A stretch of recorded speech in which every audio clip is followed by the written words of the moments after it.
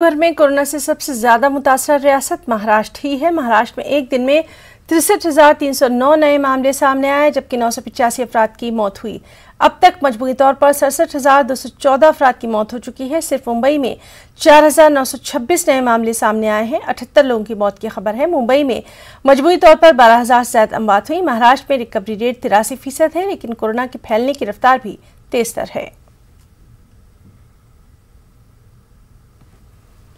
और शिवसेना लीडर संजय राउत ने कहा है कि कोरोना एक कौमी आफत है। उन्होंने कहा कि वज़ीर आला उद्धव ठाकरे ने पहले ही कहा था कि ये कौमी आफत है और मरकजी हुकूमत को इसका ऐलान करना चाहिए। संजय राउत ने कहा कि सुप्रीम कोर्ट ने भी इस बात पर मुहर लगा दी है। संजय राउत ने मजीद कहा कि मुल्क के हालात दिन ब दिन खराब ही होते जा रहे हैं। उद्धव ठाकरे लगातार इसको लेकर वज़ीर आज़म को आगाह करते रहे।